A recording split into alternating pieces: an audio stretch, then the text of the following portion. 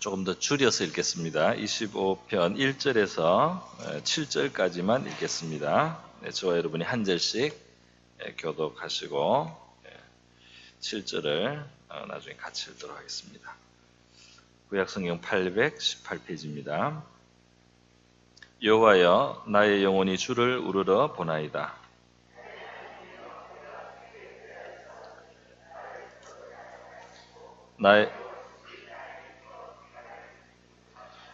주를 바라는 자들은 수치를 당하지 아니하려니와 까닭 없이 속이는 자들은 수치를 당하리이다.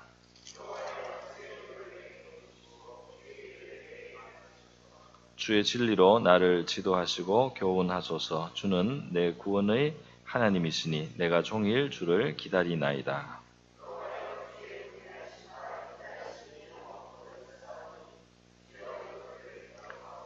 함께 읽겠습니다. 여호와여, 내 젊은 시절의 죄와 허물을 기억하지 마시고 주의 인자하심을 따라 주께서 나를 기억하시되 주의 선하심으로 하옵소서.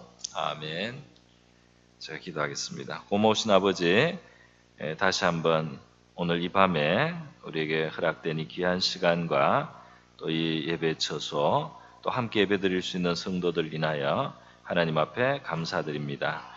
하나님 아버지, 이 시간 우리 주님의 손으로 우리 한 사람 한 사람을 품어주시기를 원하오며 또 주의 말씀을 베풀어 주시기를 원합니다.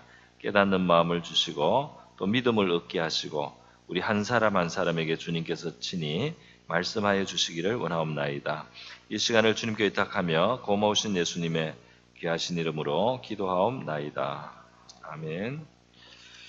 네, 오늘 우리 시편 25편 1절에서부터 7절까지 말씀, 주를 의지하는 자의 기도, 이런 제목을 가지고 한번 말씀을 드려보겠습니다. 오늘 이 본문 다윗의 시라고 되어 있는데 다윗의 인생에 많은 여정이 파난만장하기 때문에 아마 그의 그 인생에 겪은 여러 가지 일들을 이렇게 놓으면은 그 중에 우리의 경험과 우리의 신앙의 삶과 이런 것이 인생이 거기에 참 뭐라고 할까요? 그거 다윗의 생애에 그 비추어서 볼 때 그 다 그 안에 우리의 삶도 들어 있다고 할 정도로 그에게 하나님은 폭넓은 삶의 경험들을 주셨습니다. 그래서 이 다윗의 시편은 우리에게 굉장히 적용성이 많습니다. 오늘 하나님을 의지하는 자의 이 기도의 내용을 우리가 살펴보면서 우리의 또 기도의 방향을 우리가 또 찾을 수도 있을 것 같습니다. 먼저 이 기본 자세가, 신앙인의 기본 자세가 나와 있어요. 그것은 나의 영혼이 주를 우러러 보나이다. 여호와여, 나의 영혼이 주를 우러러 보나이다. 우리의 영혼이 하나님을 우러러 보는, 바라보는 이제 그런 신앙으로 우리도 다윗과 같은 바로 이러한 자세, 이런 마음의 자세를 우리 가질 수 있기를 바랍니다. 또 우리의 고백이 이렇게 될 수 있기를 바랍니다. 여호와여, 나의 영혼이 주를 우러러 보나이다.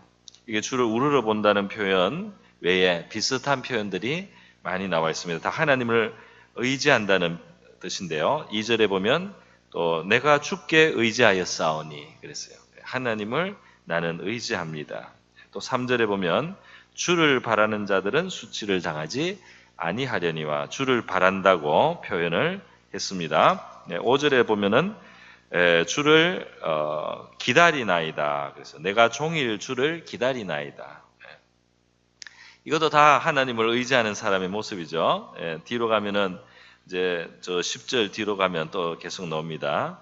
15절에 보면 주를 내가 내 눈이 항상 여호와를 바라보면 그런 표현이 있고요. 또 20절에 보면 내가 주께 피하오니 그랬어요. 주님을 자기의 피난처로 삼는다. 그리고 21절에 보면 내가 주를 바라오니 성실과 정직으로 나를 보하소서. 주님을 바라는 자입니다. 이 시편 25편에서 바로 이렇게 이제 주님을 의지하고 바라는 다윗의 모습을 볼 수 있는데요. 이것을 이 시편을 연구한 사람 중에는 이렇게 표현하는 사람도 있어요. 이것은 다윗이 자기 진심을 하나님 앞에 고백한 면도 있겠지만 자기 영혼을 향해서 자기 영혼이 그래야 된다고 하나님 앞에서 결단을 하는 그런 뜻도 이게 있다고 본다. 이렇게 해석을 했습니다. 어떻습니까, 여러분? 우리도 내 영혼이 주님을 정말 똑바로 이렇게 의지하고 바라봐야 되는데 내 마음의 믿음이 참 부족한 것 같고 주님을 정말 바라보지 못하고 주님께 참 의지를 두지 못할 때 주님 앞에 내 마음을 이렇게 다잡으면서 내 영혼이 주님을 우러러 봅니다 하고 고백을 하고 내가 주님을 의지합니다 하고 이렇게 입술을 가지고 주님 앞에 시인하면서 그 마음을 실제로 이제 가지고자 결단을 그 순간에 하는 거죠. 그렇게 할 수도 있겠습니다. 어쨌든 이 시편 25편은 또 어떤 분은 이런 설명도 합니다. 이것은 시편 1편하고 상당히 뭔가 이게 통하는 면이 있다. 여기 의인과 악인도 나오는데 시편 1편에는 여기에 옳은 길을 택하는 의인이 있고 여기에 악인의 꾀를 쫓고 죄인의 길에 서고 오만한 자리에 자리 않는 그 악한 자의 길을 가는 사람, 또 여기는 하나님의 율법을 사랑하고 묵상하고 그 하나님의 선한 도리를 택하는 사람, 이렇게 이제 두 부류로 나타내서 이 의로운 길을 우리가 선택하고 살아야 된다. 또 이 바로 하나님의 말씀에 거해야 된다. 이렇게 설명을 하고 있지만 아주 중요한 것을 설명하고 있지만 실제로 의인으로서 하나님 앞에 믿음을 가지고 하나님의 말씀을 따라 살아가는 그 성도들의 실제 삶은 가만히 조용히 있으면서 여기 나쁜 길이 있고 여기 좋은 길이 있어서 나쁜 길 안에 그냥 좋은 길 하지 하고 이렇게 좋은 길을 그냥 이렇게 택하는 그런 상황은 아니라는 것입니다. 그거는 원리적으로는 바로 이제 그 말씀이 맞지만 우리가 실제로 살아가면은 실제 살아가는 우리의 삶에는 그냥 아무 일도 없고 그냥 아무 일도 없는데 내가 그냥 이 좋은 길을 택하고 악한 길을 피하기만 하면 되는 그런 상황을 우리가 살아가는 것이 아니고 우리의 실제 사는 삶은 많은 곤란이 있어요. 많은 문제가 있어요. 도전이 있습니다. 또 이게 심지어 원수들이 나를 이겨 나를 굴복시키려고 하는 원수가 있단 말이죠. 나를 무너뜨리려고 하는 원수, 사람이 아니더라도 최소한 마귀가 있고 사탄이 있어서요. 우리의 하나님의 백성들을 굴복시키고 우리의 믿음을 깨트리고 우리가 하나님의 이름에 영광을 돌리지 못하게 하는 그런 세력들이 있고 또 그 원수가 쳐놓은 그런 문제들 때문에 이 세상 속에 나를 억누르고 나를 내가 그 앞에 굴복하도록 만드는 그런 문제들이 도전들이 우리들에게 있는 바로 이러한 삶을 살고 있단 말이죠. 그러니까 실제 우리가 의인의 길을 가고 악인의 길을 피해야 되는데 이 믿음의 삶에는 아무것도 없는 상태에서 그 둘 중에 좋은 것만 선택하면 가는 것이 아니고 우리가 살아가는 이 신앙의 세계는 믿음의 세계는 실제로 원수와 싸워야 되는 그런 문제가 있고 또 뒤에 가면 나오지만은 자기 죄를 또 보면서 그 죄의 문제를 다루어야 되는 이러한 풍파가 있는 풍랑이 있는 바로 이 현장이 우리의 신앙이다. 그런 의미에서 우리 시편 1편에서 출발을 하지만은 이 시편 25편은 바로 하나님의 뜻을 이제 택하여 가는 믿음의 성도, 믿음을 가진 성도들이 실제 생활에서 이제는 그 삶에 부닥쳤을 때는 이제 기도해야 되는 것입니다. 실제로 부닥쳤을 때는 기도가 나오는 것입니다. 그 원수가 나를 이겨서 개가를 부르지 못하게 해달라는 그 기도를 해야 되고 나를 구원해달라고 기도해야 되고 내가 수치를 당하지 않게 해달라고 기도해야 되는 바로 이런 상황이 있다는 거죠. 또 하나님 앞에 물어야 되는 거죠. 하나님 나를 가르쳐 달라고 나에게 깨닫게 해달라고 나에게 그 길을 보여달라고 이렇게 기도해야 되는 그 상황이 있는 거죠. 더 나아가면은 우리의 죄와 허물에 대해서 하나님 앞에 자복을 해야 되고 용서를 구해야 되는 바로 이러한 바로 이렇게 기도하면서 나가야 되는 일들이 있다. 그렇게 했을 때 참 합당한 말씀이라고 생각이 듭니다. 그런데 여러분 여기서 몇 가지를 제가 이제 한번 살펴보려고 합니다. 그것은 뭐냐면은 이 구원이 필요한 이 상황, 삶 속에는 여러 가지 구원이 필요합니다. 삶 속에는 그 구원이 필요한 상황에서 이 사람의 기도가 그냥 나를 건져주세요, 나를 구원해 주세요, 나를 이 어려움에서 내가 이 구덩이에서 빠져나오게 해주세요 라는 기도가 전부가 아니라는 사실입니다. 그 전부가 아니라 어떤 내용이 있느냐 했더니 여기에서 이 사람은 자기를 도와달라, 구원해 달라는 기도를 하면서요, 동시에 뭐를 하느냐면 주의 도를 내게 보여달라는 기도를 하고 있습니다. 주의 길을 내게 가르쳐 달라는 4절부터 나오는 그 앞에 2절, 3절에서는 그 자기를 대적하는 문제, 원수가 자기를 이기지 못하도록, 원수가 자기를 짓밟지 못하도록 기도를 했는데, 그 구원을 기도했는데, 이어서 나오는 기도는 하나님이 나를 뭘 좀 가르쳐 달라고 하고 있습니다. 진리로 나를 지도하고 교훈하소서, 이렇게 기도를 하고 있지 않습니까? 그죠? 그래서 참, 하나님 앞에 도움을 구하고 하나님의 구원과 건지심을 구하고 내가 원수에게 그렇게 밟히지 않고 승리자가 되게 해달라는 이 기도를 하면서 동시에 하나님께 하나님의 도를 가르쳐 달라는 이 기도를 한다는 거, 이것이 어떤 의미가 있느냐 말이죠. 첫 번째로 이 의미에는 바로 주의 뜻대로 살기를 원한다는 바로 그 고백이 담겨 있는 줄 믿습니다. 우리의 삶의 구원도 중요하죠. 구원을 받아야 되겠죠. 하나님은 우리를 구덩이에서 건지시고 우리를 피난처로 인도하시고 우리의 발을 반석 위에 두시고 원수에게 쫓기던 우리가 원수를 쫓아가고 물리치는 그러한 승리자로 바꿀 수 있는 하나님이지만, 우리의 마음에는 동시에 내가 하나님의 도를 행하고 하나님의 뜻을 따라 살겠다는 바로 그러한 고백이 있어야 된다는 겁니다. 그런 마음의 자세가 있어야 될 줄로 믿습니다. 그냥 하나님은 내가 도움이 필요할 때 도와달라고 해서 내가 부리기만 하는, 나를 그냥 돕기만 해야 되는 존재가 아닌 것이죠. 나의 삶 속에 그의 도리를 받아들이고 내가 그의 뜻대로 살아야 되는 우리의 창조주시고 또 의로우신 분이요, 우리의 참 길의 빛과 이 등불이 되시는 진리의 길을 비춰주시는 그런 하나님이시기 때문에 참 그 선한 길을 우리에게 보여주시고 그 길을 가면서 하나님의 구원을 얻게 하시는 하나님이시기 때문에 우리는 하나님께 순종하고자 하고 뜻대로 살고자 하는 이 자세와 고백을 하나님 앞에 드리면서 나를 건져달라고 하고 나를 원수에게서 밟히지 않고 원수가 나 때문에 개가를 부르기는 그냥 내가 원수를 정복할 수 있게 해달라고, 이렇게 우리가 기도해야 될 줄로 믿습니다. 여러분, 여기에서 이제 주님의 도리나 주님의 진리나 주님의 도, 이런 것은 일반적인 하나님의 뜻이고 가르침일 수 있겠어요. 그죠? 의를 행하는 방향으로, 또 자비를 베푸는 삶, 겸손히 하나님과 함께하는 그런 삶, 그런 삶을 말할 것입니다. 그러나 이걸 조금 더 좁히면은 구체적으로도 우리가 이 나를 지도해 달라는 말씀을 이제 그 해석을 할 수가 있겠어요. 그게 뭐냐면 하나님 앞에 나의 이 삶의 구원을 구할 때 하나님의 가르침, 지도를 함께 구한다는 것입니다. 함께 구한다는 것. 한번 이런 비유를 한번 들어보겠습니다. 그 아프리카에 원숭이 잡는, 인도인지 아프리카인지 원숭이 잡는 이야기인데요. 그 원숭이를 사냥하는 부족 중에 원숭이를 어떻게 사냥하느냐면 항아리에다가 원숭이가 좋아하는 무슨 딱딱한 먹을 거를 이렇게 많이 담아 놓는데요. 근데 그 항아리 구멍이 원숭이 손 딱 들어갈 만큼 되는 그런 항아리에다가 이제 맛있는 거를 넣어놓는, 원숭이가 좋아하는 것을. 그럼 원숭이가 이제 냄새를 맡고 와가지고 손을 넣어서 이걸 잡는 거예요. 그 잡으면은 원숭이가 이제 손이 안 나오는 거예요. 이 손이 커져가지고 손이 안 빠지는 겁니다. 그러면 사람들이 이제 나중에 그걸 이제 덫을 놨기 때문에 나중에 이제 찾아오는 거죠. 그거 자리로.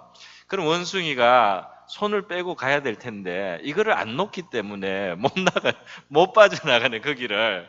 항아리하고 이 손이 붙어 있는 거죠.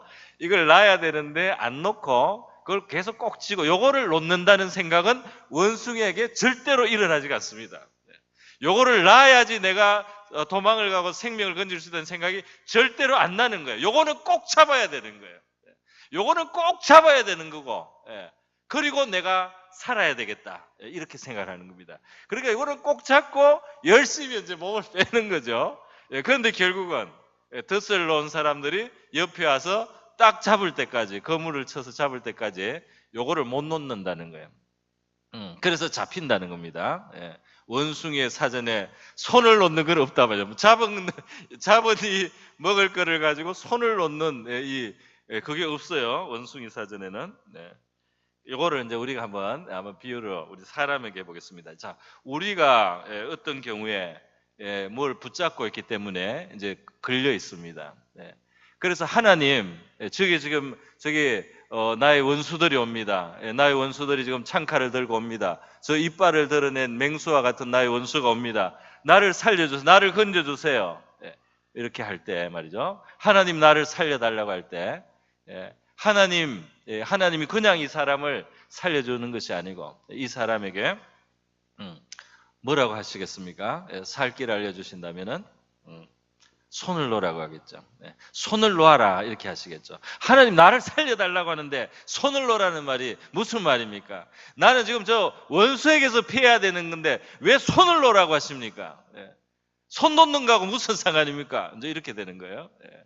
우리 사람이 그런 면에서 이제 어떨 때 원숭이 같다는 거죠. 그래서 하나님이 살려달라고 하니까 손을 놓으라고 하는데, 살려달라고 하는데 손을 놓으라는데 이 손 놓는 것이 내 사는 거하고 무슨 문제입니까? 저 이빨을 드러내고 오고 저 창칼을 들고 오는 원수를 내가 피해서 생명을 얻는 거하고 내 손 놓는 것이 내가 이거를 쥐고 있는 것이 나에게 낫지 이게 없는 게 낫습니까? 이렇게 이제 되는 거죠. 그런데 이것을 나야만 비로소 사는데 말이죠. 그래서 하나님의 그 지시를 받는다는 그는 하나님이 나에게 살 길을 가르쳐 주시는 이것은 바로 원수에게서 우리가 피하고 살 길을 얻게 되는 바로 그 길로서 하나님이 말씀하실 수 있기 때문에 우리에게 길을 인도하시고 우리를 지도하실 수 있기 때문에 그렇기 때문에 원수에게서 구원을 받는 그 문제가 나를 가르쳐 달라는 이 기도가 가치 있는 것이 이상한 것이 아니게 되는 겁니다. 그래서 5절의 말씀에 보면 주의 진리로 나를 지도하시고 교훈하소서 주는 내 구원의 하나님이시니 보십시오. 하나님이 나를 가르쳐 주는데요. 그냥 나를 가르치는 선생님이 아니에요. 하나님이 나를 가르쳐 주시고 내게 보여주시고 나에게 그 길을 가르쳐 주시는데 이것이 그냥 선생님이 아니고 나의 구원의 하나님이십니다. 할렐루야. 그 가르치시는 것이 나를 구원하는 길을 보인단 말이에요. 그 주님이 가르쳐 주시는 그 길 속에 내가 살 길이 있단 말이죠. 원수에게서 빠져나오고 원수를 이길 수 있는 길이 있단 말이에요.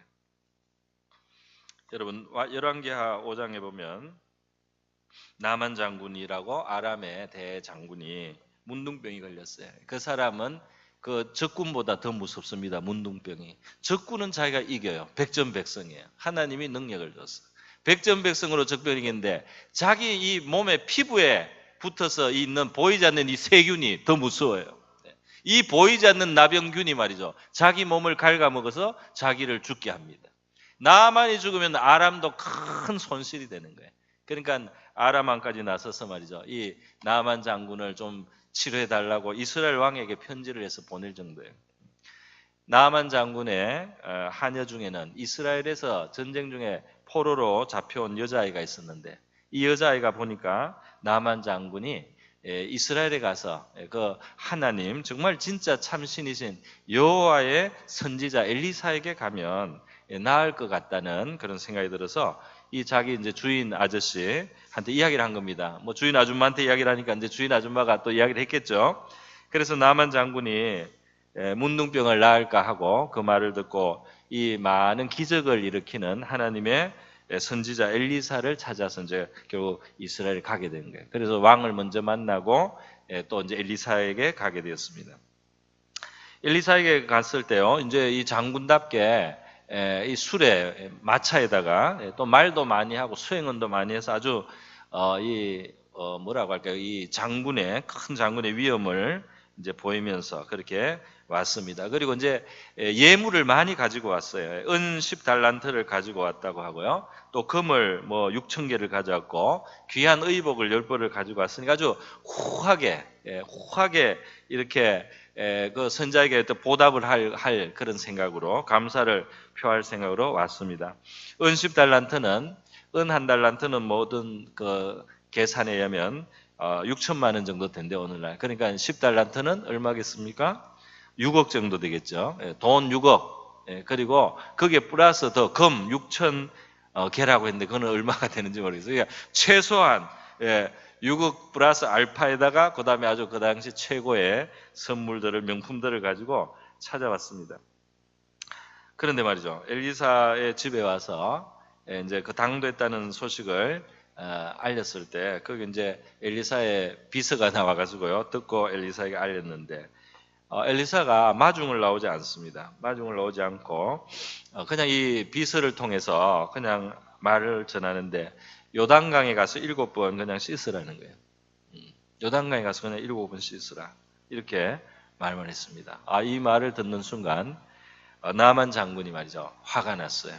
왜냐하면 선자가 나와서 자기를 마중을 하고 말이죠 인사를 좀 하고 말이죠 예의를 갖춰야 될 건데 내가 이게라도 아람의 대장군인데 말이죠 대장군인데 이렇게 선자가 마중도 안 하고 말이죠 얼굴도 안 보이고 그 종에게 시종에게 그렇게 통해서 말만 전하니까 화가 나가지고요 막 화를 내고 그냥 막 돌아가려고 했습니다. 우리 아람 나라 다메섹에 가면은 뭐 아바나 강이나 바르발 강이나 이 요단강하고는 비교가 안 되는 그런 강 수량이 아주 이 강의 수량이 풍부하고 물이 아주 더 맑고 깨끗한 요단에 이런 틱틱한 강이 아니고 틱틱한 물이 아니고 정말 아주 그냥 반짝반짝하고 그냥 깨끗한 물도 있는 이런 우리나라의 강도 있는데 지금 내가 요단강 7번 잠그러 여기 왔냐? 내가 요단강에 7번 몸 잠그러 여기 왔냐? 이렇게 성을 냈습니다. 그리고 화를 내고 뭐 어떻게 하겠어요? 남은 나라에 와서 그냥 돌아가려고 이제 한 겁니다. 홧김에. 그때 이제 종들이 지혜로운 사람들이 있어서 남은 장군을 만류를 했어요. 주인님, 만약에 우리가 지금 왜 왔습니까? 우리가 지금 나병을 낳으시려고 왔는데 만약에 저 어디 오줌통에 가서 뒹굴을 하고 한든지 거름더미에 가서 한번 들어갔다 나오라고 이렇게 해도 그거 해야 될 상황 아닙니까? 근데 요단강에 7번 들어갔다 나오라는 이 말을 우리가 화내지 마시고 한번 해봅시다 이렇게 이제 된 거예요. 그런데 바로 이 말을 듣고 놀랍게도 나만 장군이 마음을 바꾸었습니다. 할렐루야. 마음을 바꾸는 순간 살 길이 생긴 거예요. 나는 절대로 이게 이 자존심이 상해서 안 된단 말이에요. 내가 이게 자존심이 상해서 그 얼굴 코빼기도 보이지 않고 나한테 한마디 툭 하고 말이지. 별 시원찮게 보이는 그런 강에 가서 씻으라고는 이런 사람의 말을 내가 들을 수 없다라는 그 마음을 탁 바꾸었어요. 탁 바꾸고 그 말이 맞다 말이에요. 내가 대장군이고 아람 나라에서는 왕도 나를 함부로 하지 못하고 무시하지 못하는 그런 명예와 영광을 가진 사람이지만 내가 이 보이지도 않는 말이죠. 이 문둥병에 말이 걸려가지고 몸이 썩어가는 존재다 말이야. 나는 몸이 썩어가는 존재. 나는 이 피부병에 갉아먹혀서 죽어가는 그런 존재인데 하나님의 선자가 뭐라고 할 때 그 말 한번 들어주자 이렇게 된 겁니다. 마음을 바꾸는 순간 살 길이 생겼습니다. 할렐루야. 저와 여러분에게서도 어떤 대단한 일이 필요하지 않을 수 있습니다. 우리의 삶에 하나님의 역사가 나타나고 치료가 나타나고 구원이 나타나는데 대단한 일이 필요해서가 아니라 별것 아닌 것 같은데 그 마음 하나를 바꿔먹지 못해서 그 마음 하나를 좀 새롭게 하지 못해서 그 자존심 하나를 내려놓지 못해서 말이죠. 자기 그 마음에 그 어떤 요렇게 된 거 그거 하나를 안 놓기 때문에 우리가 너무나 좋은 기회를 놓칠 수도 있다는 거예요. 그래서 귀를 기울이고 이것이 합당한 말이냐, 이것이 옳은 말이냐, 이것이 하나님 앞에 바른 말이 되겠느냐 생각해서 오를 때 우리가 그것을 들을 수 있는 저와 여러분 될 수 있기를 바랍니다. 그렇게 되면 거기에 살 길이 있는 거예요. 이 사람이 다메섹에 달려가서 예이 저 지저분한 요단강 내가 왜 들어가? 우리 다메섹에 깨끗하고 큰 아바나 강에서 한 10번 씻겠다. 달려가서 10번 씻어봤자 아무 일도 일어나지 않습니다. 바르발 강에 가서 100번을 씻고도 아무 일이 없습니다. 지금 중요한 것은 하나님이 나만에게 그의 문제에서 그가 해방되고 풀려나고 그 정말 군대보다 무서운 나병이에요. 거기에서 나올 수 있는 길이 하나님은 바로 그것을 원하시는 거예요. 예. 이 요단강에 가서 7번 씻거라. 선지자가 그것도 나오지도 않고 말할 때는 다 이유가 있겠죠. 예. 자기가 하나님 앞에서 지금 이 병 때문에 죽어가는 정말 불쌍한 존재에 불과하다는 그 사실을 인정하고 말이죠. 하나님의 말씀에 그것이 자기 마음에 들지 않더라도, 자기 자존심을 채워주지 않더라도, 자기 마음에 자기 기대한 것하고 같지 않더라도 하나님이 이것이 살 길이다 하고 이렇게 나를 지도해 줄 때 그것을 받아들일 수 있는, 선지자가 나와서 예의를 막 갖춰주고 자기를 대장군이라고 막 이렇게 화려한 영접사를 하고 이렇게 안 하더라도 그것을 그대로 받아들일 수 있는 바로 그 마음을 하나님은 요구하시는 겁니다. 그래서 나만 장군이 화를 내면서 막 가려고 하면서 한 말이 자기 기대를 말했어요. 내 생각에는 저 선지자라고 하는 자가 나와서 내 이 아픈 데다가 뭐 손을 대고 손을 좀 두드려 주기도 하고 뭘 좀 흔들기도 하고 이렇게 하면서 내 앞에서 기도를 해줘서 고칠 줄로 나는 생각하였는데 왜 내 생각대로 안 하고 가서 물에 씻으라고 콧배기도 안 보이고 말만 툭 던지느냐 말이죠. 병 걸려서 죽게 된 나만 장군이지만 이상하게 어떻게 해야지 자기 병이 낫는지 자기가 안다고 생각합니다. 고래야지 낫는다고 자기는 생각하고 있는 거예요. 그 선지자가 나와서 말이지 나를 이 대장군답게 대접을 하면서 손을 흔들어 가면서 그렇게 무당이 굿하듯이 무당이 굿하면서 뭐 이렇게 해주듯이 그렇게 좀 해야지 나을 거 아니냐. 여러분 병이 걸려서 낫지 못하고 죽어가는 사람이 의사보다 더 똑똑해요. 의사보다 더 잘 알아요 자기가. 그래야 된다는 거예요. 그렇습니까? 못 고쳐서 왔잖아요. 못 고쳐서 몸이 썩어가고 있어서 온 거 아닙니까? 그런데도 자기가 자기 살 길을 안다는 거예요. 저 사람이 나한테 이렇게 해야지 내 병이 낫는다. 자기가 안다는 거예요. 맞습니까? 틀렸죠? 하나님은 그렇게 생각 안 해요. 하나님은 일부러 선지자 얼굴도 안 보여. 하나님이 선지자를 통해서 하시는 그 말씀만 듣고 그대로 따를 수 있는 그런 겸손하고 낮아진 마음만 원하시는 겁니다. 너가 낮아질 수 있느냐? 너가 대단한 사람이 아니라는 것을 인정할 수 있느냐? 너는 문둥병에 걸려서 살 길이 없고 하나님의 자비와 긍휼밖에는 구할 것이 없어서 하나님이 주시는 처방대로 가서 행해야 되는 그러한 자라는 것을 너는 받아들이고 있느냐? 그것을 받아들이는 그것을 하나님이 원하신단 말이에요. 그래서 나만이 받아들였어. 깨끗해진 줄로 믿습니다. 정말 7번째 들어갔다가 나올 때는 깨끗하게 되었다는 거예요. 할렐루야. 그래서 여러분 이 마음을 좀 바꾸는 것, 하나님의 뜻에 순종한다는 것 얼마나 노력. 여기에 구원이 있는 줄 믿습니다. 정말 군대보다 무서운, 자기는 전쟁에서 진 적이 없어요. 그러나 문둥병은 이길 수가 없었습니다. 그 보이지 않는 벌레들은 자기보다 더 강했어요. 그런데 그것에서부터 구원받는 길은 하나님이 하신 말씀대로 지시대로 따르는 것밖에 없었습니다. 그런데 그 말씀을 따르려면 자기의 자존심을 내려놨어야 됐어요. 그죠? 자기의 그 자존심을 자기가 생각하는 생각을 내려놨어야 됐어요. 요래야 된다는 생각을 버려야 했던 것입니다. 할렐루야. 그래서 우리가 다른 것 때문에 어렵지만은 무서운 것이 우리 생각의 감옥에 갇혀 있는 거죠. 우리 생각의 감옥에 갇혀, 우리 생각의 줄로 칭칭 묶어가지고 병자인데 일어나서 이제는 회복을 해야겠는데 우리 생각으로 우리를 칭칭 묶어가지고 병상에서 못 일어나게 할 수 있단 말입니다. 우리 그 약한 자리에서 원수의 올무에서 못 빠져나오게 꽁꽁 묶는 것은 다른 것이 아니고 우리의 생각, 우리가 잘못하고 있는 생각, 그것일 수 있단 말이죠. 여러분 그래서요 이러한 것들은 참 우리가 성경에서 얼마든지 볼 수 있습니다. 어떤 사람이 그 예전에 제가 들은 간증입니다. 영국에 있을 때 이제 자기 옆에 전도를 자기가 이제 은혜를 받았어요. 하나님 앞에 은혜를 받고 정말 오랫동안 하나님을 떠났던 사람인데 때가 돼서 정말 하나님이 다시 불러주셔서 하나님 앞에 다시 나오고 은혜를 받고 주변 사람들은 이제 전도도 하고 이렇게 즐거운 신앙생활 하는데 한 사람이 전도를 해도 잘 안 되는 거예요. 가까운 분이죠. 집안에 가까운 분인데 전도를 해도 전도가 안 돼요. 그래서 이제 그 사람 구원해 달라고 간절히 기도를 합니다. 왜 저 사람은 안 변합니까? 왜 저 사람은 저렇게 강팍할까요? 이제 이렇게 기도를 했어요.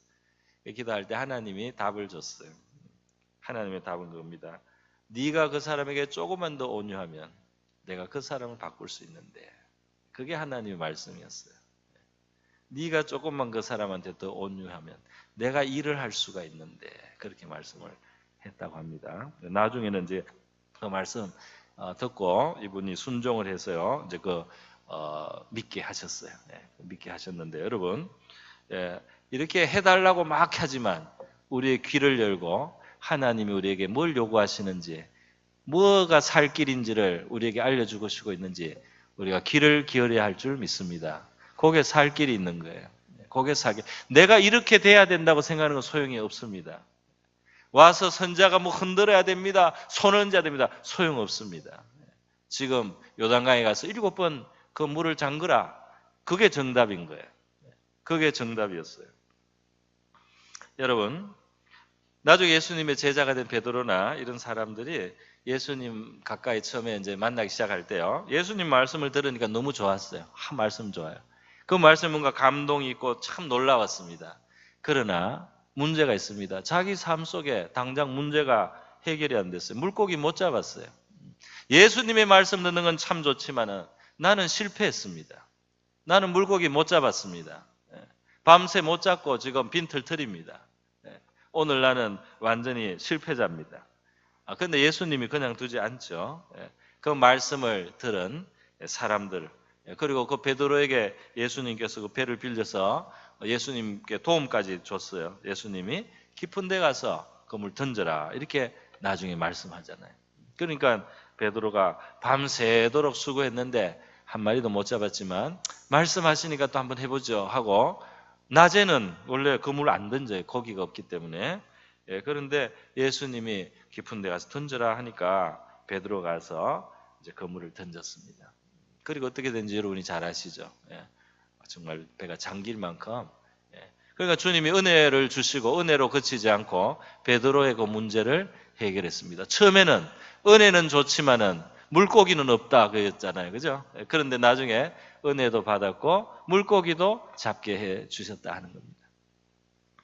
예수님이 부활해서도 조금 더 변하지 않는 상황이, 비슷한 상황이 왔잖아요. 그죠?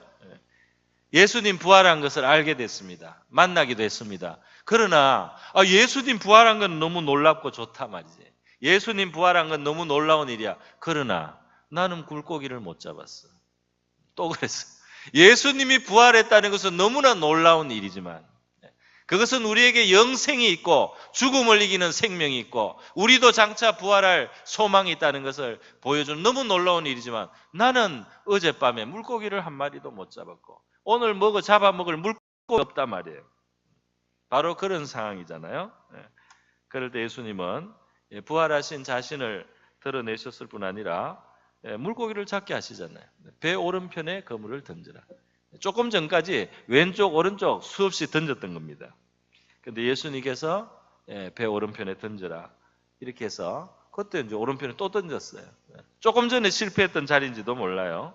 그런데 오른편에 던졌을 때 다시 정말 물고기가 153마리가 잡혔다고 요한복음 21장에 숫자까지 기록됐죠. 큰 물고기 그 정도 잡혀서 정말 그물을 끌고 당겨야 될 정도로 해변에서 그렇게 잡혔단 말입니다.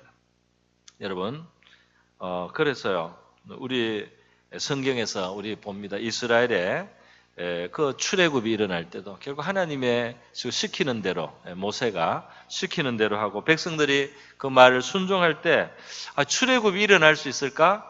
일어났단 말이에요. 그 바로에게서 나올 수 있을까? 나왔단 말이에요. 과정은 좀 이렇게 우여곡절이 있었지만은 하나님이 결국 지시한 것은 그들을 해방시켰습니다. 그렇지 않습니까? 그 강한 권세에서부터 또 강팍한 그 권세로부터 해방을 시켰단 말이에요. 또 나중에 가나안을 정복할 때도 마찬가지입니다. 그 가나안의 키가 큰 족속을 상대해서 이길 수 있는가? 그게 성벽이 높은데 그 사람들은 아주 우리보다 더 발달된 문화를 가지고 있는데 우리가 상대가 되는가?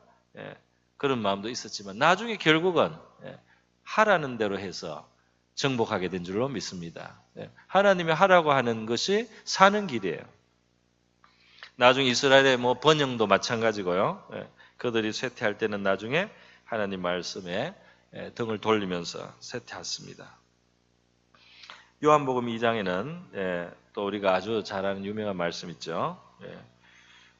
이번에 성지순례 우리 여기 갔어요. 가나 동네 갔습니다. 예수님의 그 자랐던 나사렛에서 가까운 곳인데요.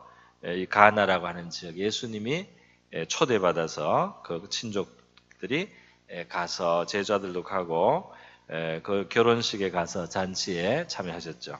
그게 이제 포도주가 다 떨어졌을 때 이제 그 문제를 가지고 모친 마리아가 예수님 앞에 나옵니다. 모친하고 그 집이 친한 것 같아요. 아주 가까운 친척이에요. 그러니까 그 집에 잔치에 문제 생긴 것을 빨리 알아차리고 해결하려고 도와주려고 이제 마리아가 같이 그 마음을 쓰는 겁니다. 근데 마리아는 자기 아들이 예수님 이제 공생에 시작하셨어요. 그 예수께 나와서 이 포도주가 없다 그 말을 이제 알려줍니다. 포도주가 없다.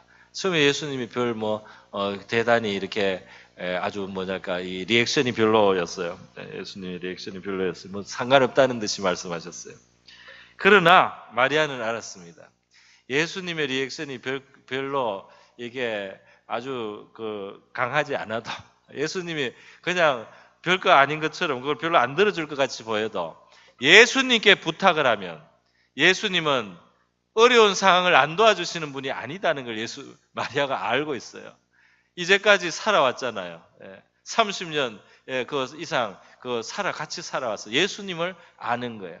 어려운 이야기를 했을 때 금방 안 들어주는 것 같아도 예수님이 그 다음에 뭐라고 말을 꺼내면 그 말을 따라가면 내 문제가 해결된다는 걸 알고 있었어요. 그래서 마리아는 예수님께 포도주 없단 말하고 나서 예수님이 나하고 상관이 있습니까? 뭐 있습니까? 이렇게 하고 있는데도 불구하고 그 집 하인들에게 말이죠. 예수께서 뭐를 시키더라도 그냥 하라. 이 말을 하나를 딱 주는 겁니다. 저 예수가 무슨 말을 하더라도 그 말을 따라라. 요 말을 딱 해주는 거예요. 그거는 정말 마리아가 그 예수님 키우면서 말이죠. 수십 년간 경험을 했어요. 경험을 한 거예요. 어린 예수가 그 집안일을 해결을 했던 것 같아요. 그래서 마리아는 아는 겁니다. 그랬더니 정말 예수님은 좀 이따가 말씀을 합니다. 하인들에게. 그게 손 씻는 결례에 그 잔치를 하니까 손 씻는 이 돌 항아리가 6개나 있는데 물을 두세 통 아주 물 많이 넣는 거기를 예수님이 물을 가득히 채우라는 거예요. 그 손 씻는 물을 지금 이 포도주가 떨어진데 손 씻는 물을 채우라는 게 무슨 상관이 있습니까? 나만보다 더 황당한 상황이에요. 요단강에 가서 씻으라는 게 차라리 낫지. 이건 뭡니까? 지금은 포도주가 필요한데 왜 손 씻는 물을 갖다 놓으란 말이죠. 우리에게 어떤 문제가 생겨서 도와달라고 하는데 회개하라 이러면은 회개할 일인가 이게? 지금은 도움이 필요하다. 이 씻거라, 깨끗이 씻거라. 나는 지금 당장 향기로운 포도주가 필요한데 왜 씻으라고 하느냐 말이에요. 어쨌든 이 종들은 그 물을 아구까지 가득히 채웠다. 돌 항아리 가득히 채웠다. 그리고 예수님이 이것을 갖다가 연회장에 갖다 주라. 그래서 이제 그걸 퍼가지고 갑니다. 아니 왜 손 씻는 물을 퍼가지고 갖다 주라고 하느냐. 물을 것도 많았겠지만은 그렇게 말씀하시니까 종들은 마리아에게 또 많이 그 말씀을 순종을 했어요. 그래서 갖다가 줬어요. 줬더니 이미 해결됐습니다. 할렐루야. 그때 해결된 겁니다. 할렐루야. 그때 해결이 됐어요. 그래가지고 포도주로 바뀐 거예요. 여러분, 그래서 이 가나의 혼인잔치, 요한복음 2장에는 이 가나의 혼인잔치는 우리에게 정말 어떤 참 중요한 교훈을 주고 있죠. 내 문제를 가지고 예수께 나왔을 때 우리가 어떤 자세를 가져야 되느냐 말이죠. 내 문제를 해결하기 위해서는 선지자가 나와서 당초에 손을 얹고 흔들며 기도를 해야지 해결됩니다. 이렇게 내 대답을 가지고 있으면은 안 되는 거예요. 그렇지 않습니까? 거기에서 선자가 요단에 가서 7번 씻으라. 그것이 하나님의 답이었단 말이죠. 그것이 해결을 했단 말이죠. 여러분, 그래서 이렇게 주님의 길을 가르쳐 달라. 그것이 내 바로 구원의 하나님이시니 내가 주를 기다립니다. 할렐루야. 시간이 많이 되었습니다. 오늘 여기서 그만해야 되겠습니다. 오늘 한 가지 말씀을 하고 조금 더 남았지만 다음에 우리 또 나누기로 하고요. 우리 오늘 이 말씀 나눈 것으로 우리 기도하고 마치도록 하겠습니다. 우리 다 같이 한번 기도하겠습니다. 이 시간 우리 기도하실 때요.